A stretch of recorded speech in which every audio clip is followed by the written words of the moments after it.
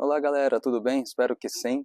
Eu sou o Marco Aurélio e vou falar um pouquinho aí para vocês do que eu sinto que é esse diagnóstico que eu obtive de TEA, TDAH e TOC, né? Três transtornos, digamos assim, né?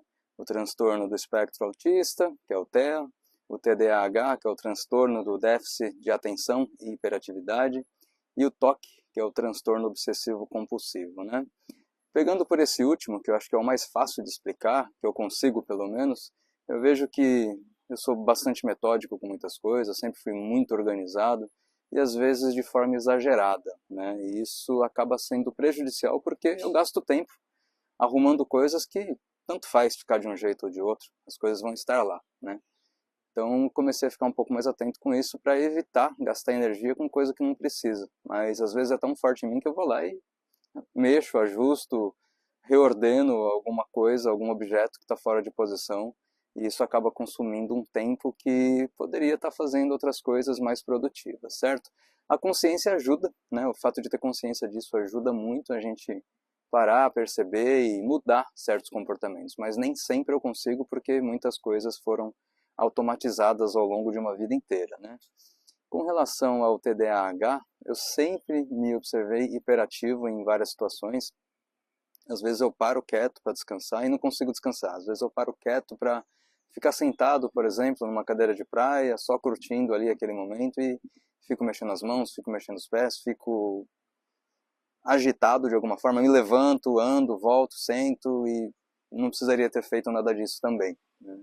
Com relação ao transtorno do espectro autista, aí é bem mais complexo, porque eu vejo que, no meu caso, né, embora seja classificado como nível 1, e eu ando lendo muito sobre isso, não dá para dizer que é leve, né? E muitas pessoas dizem, mas nível 1 é leve, mas tem gente que está engajada nesse assunto e falando muito sobre esse assunto, pessoas que têm o transtorno, inclusive, que dizem que esse leve não é lá tão leve assim, né? É vida normal por um lado, ok, mas comparado a uma pessoa que não tem o transtorno do espectro autista, tem diferença. E essas diferenças contam muito, né? Porque, por exemplo, eu às vezes me pego em situações de convívio social, onde eu tenho que pensar o tempo todo o que eu vou fazer, como eu vou fazer, se é para fazer, se não é para fazer. Isso faz com que eu gaste energia e faz com que eu não saiba a maneira correta de me comportar num ambiente onde as pessoas estão reunidas, seja ele no ambiente profissional, pessoal, do convívio familiar, entre amigos, etc. Varia. Independente do ambiente, eu fico com essa sensação de como eu vou me comportar. Será que estou me comportando da maneira adequada? E isso demanda muita energia, porque a gente nunca sabe se a gente está certo ou errado.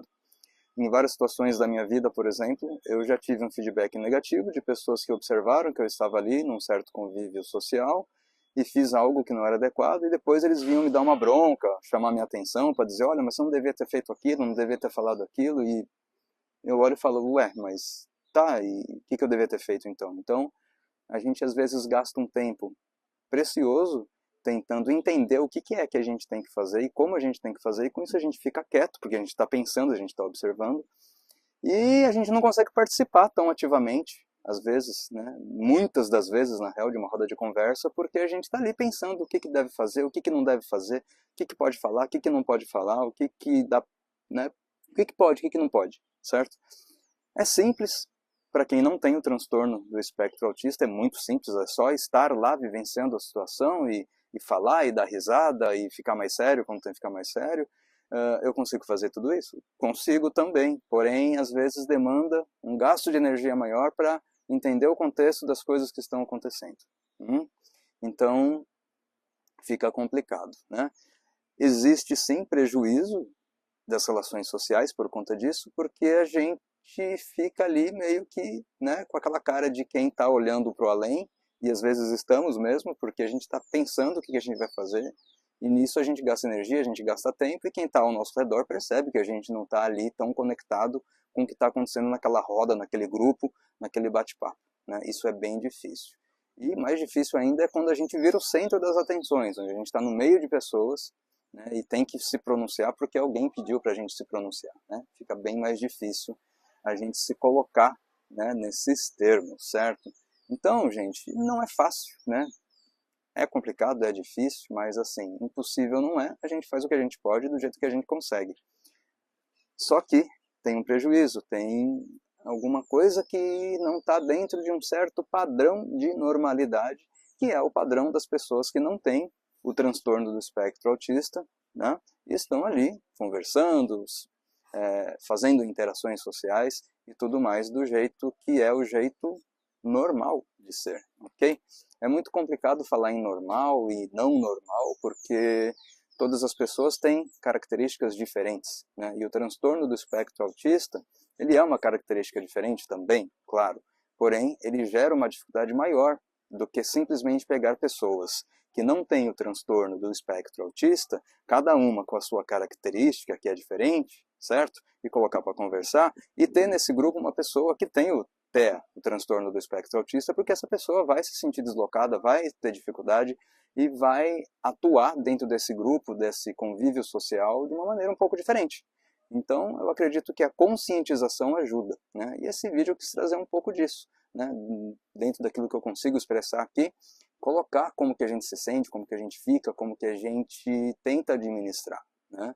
E, claro, no dia a dia, como a gente tem muitas tarefas a se fazer, eu tenho, né, não só com trabalho, mas com convívio social, com família, com tudo, às vezes a gente fica sobrecarregado, a gente fica perdido e a gente fica com aquela cara de quem está olhando para o além e de quem não está aqui, está lá em Nárnia, porque realmente a gente está processando coisas e isso é difícil e às vezes a gente precisa de um tempo para processar tudo e conseguir estar de fato presente ali naquela situação, no momento, né, daquele momento presente que a gente vive, tá bom? Então era isso que eu queria colocar para hoje, espero que possa ser disseminado dentro do possível para pessoas interessadas e pessoas que de alguma forma querem entender um pouco mais sobre isso, né? Sejam elas pessoas que têm o transtorno do espectro autista ou não, e acho que até principalmente para as pessoas que não têm, porque a grande maioria da população não tem, e precisa entender, claro, saber colaborar, e claro, da nossa parte, das pessoas que têm o transtorno do espectro autista, a gente também tem que se esforçar, e a gente se esforça. Tanto é que a gente chega a uma exaustão grande com esse processo. Mas enfim, acho que deu para entender, fui bem claro. Se ficou qualquer dúvida, podem comentar. Compartilhem também esse vídeo, né? Curtam esse vídeo para que eu possa aí divulgar mais material sobre estes assuntos, dentre outros também, que eu gosto de falar aqui na página, tá bom? Um grande abraço, fiquem todos com Deus, em nome do Pai, do Filho e do Espírito Santo. Amém. Porque sou fiel, sou cristão, sou católico, mas entendo que cada um tem sua crença também e respeito muito isso, na variedade e na pluralidade que existe por aí com relação a esse aspecto, tá bom? Um grande abraço e até mais.